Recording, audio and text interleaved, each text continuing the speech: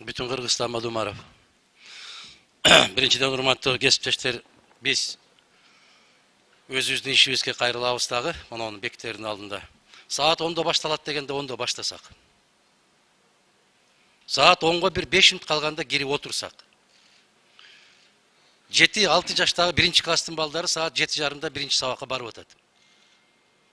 Укаланып келип алып, могул жерден туруп алып, анан өзүңөрчө кичине жетим чогулуш өткөрөсүңөр кайра. Тартипти өзүбүздөн баштасак, бул биринчи. 10:00'da жумуш башталышы керек. Экинчи маселебиз. Звукту көтөрүп койгочу, угулбай атат жакшы. Микрофон звугун. Экинчи маселебиз сүйлөгөндө же таза кыргызча сүйлөсөк, же таза орусча сүйлөсөк. Аталасын чыгарбасак. Комитеттин төрагасы болобу, башка киши баяндамачы болгондо кыргызча билбейсиңби? Анда Лев Толстойдун же Пушкиндин тилин сыйлап таза орусча кет. Кыргызча сүйлөйсүңбү? Анда аралаштырба. Үчүнчүсү. Могул жерде урматтуу ошол жумушчу топтун төрагасы баяндамада айтыш керек эле. Биз ушул 8 деп сунуш кылдык, андан башка дагы сунуш бар.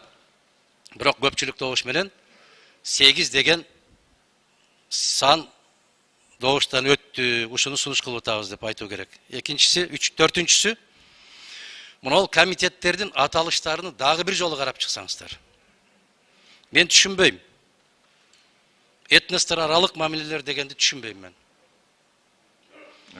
Тышкы миграция дегенди түшүнбөйм. Ички миграцияны кайга алып барасыңар? Кайсы комитетке алып барасыңар?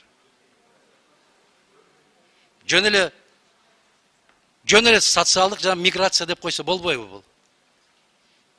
Мына Нарын областынын, Баткен областынын, Ош областынын канча жарандары Бишкектин тегерегинде жүрөт. Булар кимге кирет? Булардын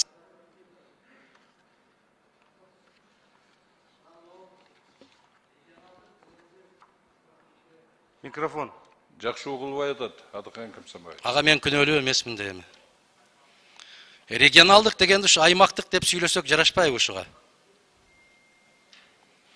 Социалдык саясат боюнча деп эле коюп тур, ушул жерге биз киргизишибиз керек. Эмгек маселесин ушул жерге киргизишибиз керек. Эгер миграция дегенден чочуп атсаңар, миграция саясаты дегенди ушул социалдык саясатка киргизиш керек. Жетинчи, бюджет деген бул казына да. Ошол фискалдык дегенди кандай түшүнсө болот?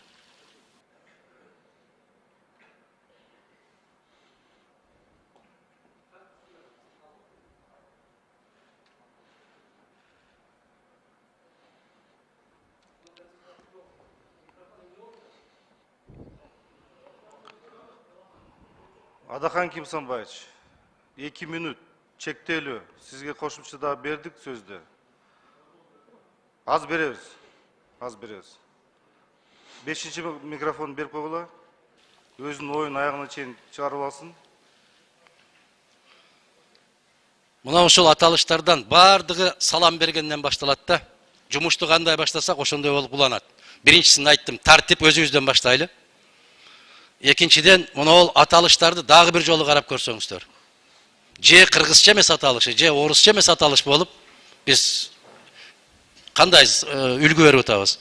Мына коррупцияга каршы аракеттөнүү дегенди кандай түшүнөбүз? Бул жемкорлук деп жүрөбүз го биз, туурабы?